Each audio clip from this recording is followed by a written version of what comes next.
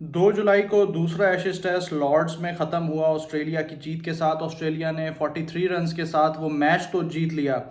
लेकिन अभी तक 2 दिन गुजर चुके हैं, लेकिन अभी भी जो कंट्रोवर्सीज हैं, जो भी वॉर ऑफ वर्ड्स हैं, वो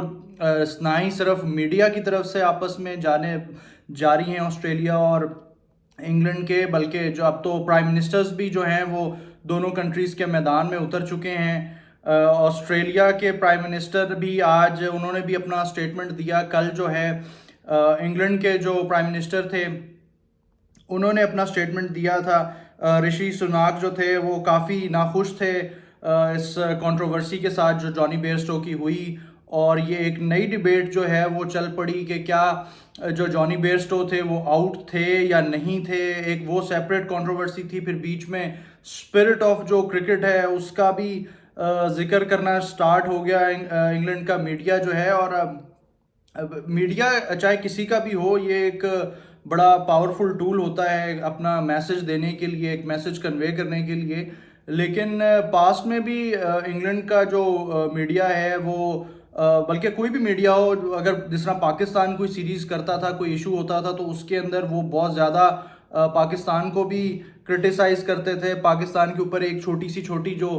इशू होता था उसके ऊपर बात करते थे, चाहे वो इशू खुद क्रिएट करने की कोशिश करते थे। लेकिन ये जब आज इंग्लैंड टीम के साथ खुद जो है वो एक कंट्रोवर्सी के अंदर घिर चुकी है और दोनों तरफ से जो है वो वॉर ऑफ वर्ड्स जारी है, चाहे वो एनालिसिस हों, चाहे वो उसके अलावा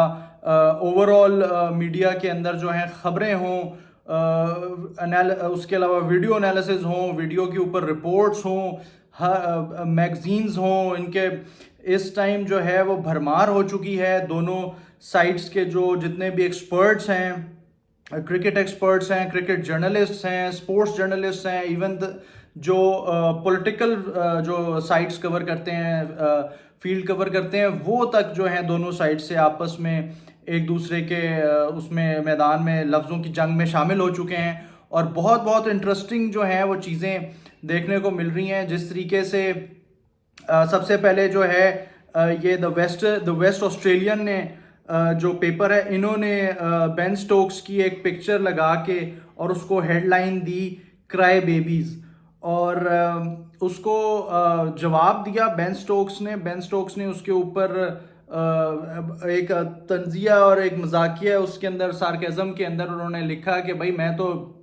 न्यू बॉल बॉलर ही नहीं हूँ, क्योंकि उसके अंदर उन्होंने वो न्यू बॉल साथ रखी हुई थी। तो ये सिर्फ यहीं तक महदूद नहीं है, अब इसके अंदर कप्तान जो है, जिस तरह बेन स्टोक्स मैंने कहा, वो खुद कूद पड़े हैं। फिर उसके साथ जो न्यूजीलैंड के जो साबिक कप्तान थे और इस टाइम करंटली इंग्लैंड के कोच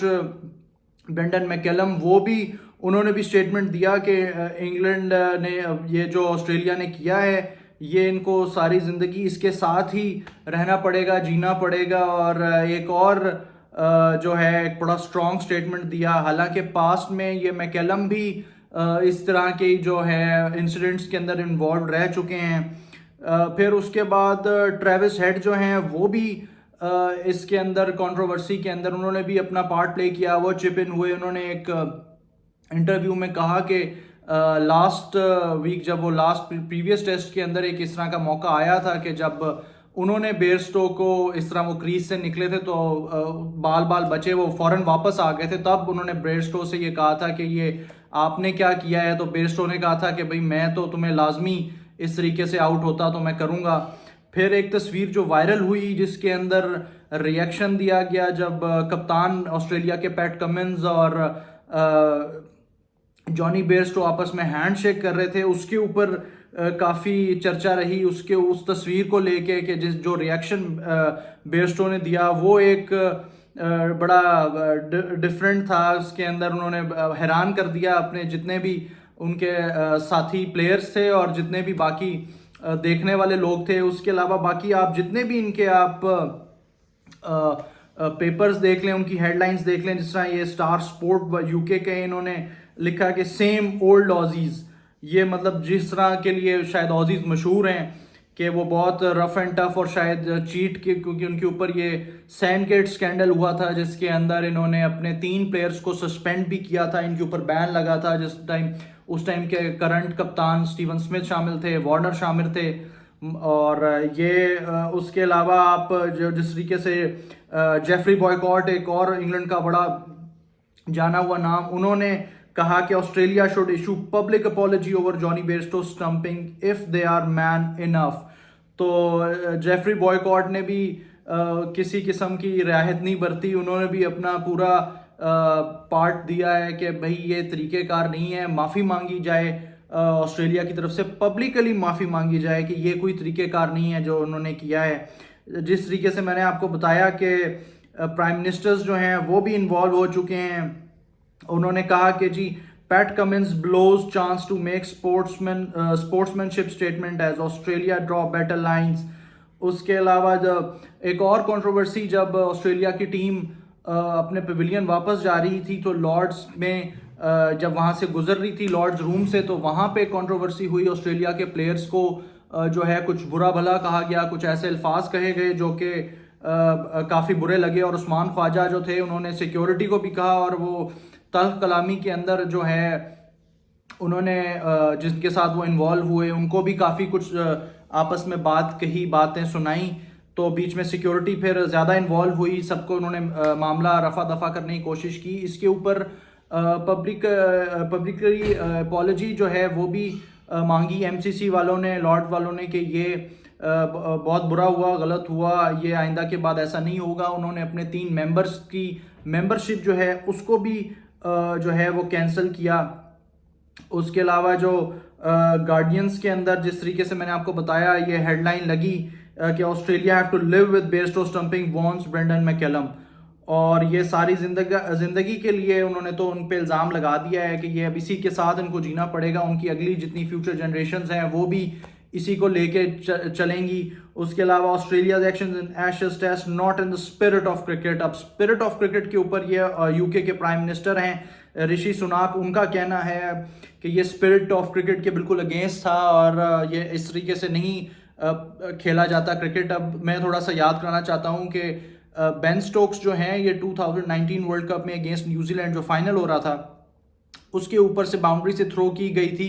तो वहाँ पे उनके बैट से लग के जो है वो बॉल वापसी, जब वो भाग रहे थे अपनी क्रीज में पहुंच रहे थे, तो उनके बैट से लग के वो बाउंड्री हो गई थी। तो उसके ऊपर तो तब तो किसी ने नहीं कहा था कि ये स्पोर्ट्समैन स्पिरिट के अगेंस्ट है। अगर वो चाहते बेन स्टोक्स तो वो रन्स जो हैं वो उनको वापस करवा सकते थे, लेकिन उन्होंने ऐसा नहीं किया। तो ये कहना, उसके अलावा जिस तरीके से एक और हेडलाइन जिसने बहुत ज़्यादा उधम मचाया, और इसी के ऊपर जो है वो ऑस्ट्रेलिया के प्राइम मिनिस्टर ने भी जवाब दिया कि उन्होंने ये द गार्डियन में ये छपा कि उन्होंने कहा same old Aussies always cheating, chants cut deep for a nation still scarred by sandpaper. तो ये जो लफ्ज़ों की जंग है ये बहुत संगीन हो चुकी है। आने वाले दिनों में देखते हैं कि ये किस तरीके से आगे बढ़ेगी, कहाँ तक जाएगी। अब ये 2 प्राइम मिनिस्टर्स को तो ऑलरेडी ये इन्वॉल्व कर चुके हैं, और आने वाले दिनों में पता चलेगा कि क्या मज़ीद जो है वो लफ्ज़ों की जंग वो जारी रहेगी या इसमें कुछ कमी पेशी आएगी, किस तरीके से क्या होगा। लेकिन जिस तरीके से हालात चल रहे हैं, सेकंड एशेज टेस्ट के अंदर बहुत सारी कंट्रोवर्सीज थी, चाहे वो मिचेल स्टार्क का जो कैच था उसको लेके थी, स्टीवन स्मिथ का जो कैच था उसको लेकर थी, फिर उसके अलावा जो ये बेयरस्टो की स्टंपिंग थी, फिर बीच में केविन पीटरसन का एक स्टेटमेंट जो नेथन लायन पे उन्होंने दिया कि नेथन लायन जो है वो शायद इस वजह से आ रहे हैं कि अगर उनको बॉल लग जाए सर पे और उसके रीज़न से फिर वो टेस्ट से छोड़ के बाहर चले जाएं, उसके ऊपर भी एक कंट्रोवर्सी हुई। अनफॉर्चुनेटली जो नेथन लायन थे वो ये टेस्ट मैच में दोबारा शिरकत नहीं कर सके अपनी काफ इंजरी को लेके, और वो एशेज सीरीज से भी बाहर हो गए हैं। और अब देखते हैं कि जिस तरीके से ये टाइम आगे चल रहा है, अब अगले टेस्ट के लिए भी काफ़ी ज़्यादा जो है वो सीरियस वार्निंग दी गई है कि वहाँ पे भी शायद हॉस्टाइल बिहेवियर हो जो हेडिंगली के अंदर, और वहाँ पे अब क्राउड किस तरह रिएक्ट करेगा ये काफ़ी देखना पड़ेगा। और काफ़ी दिलचस्प सूरत हाल होगी अगले आने वाले दिनों में जैसे ही ये मैच स्टार्ट होगा और सीरीज़ आगे जो है वो फर्दर जाएगी।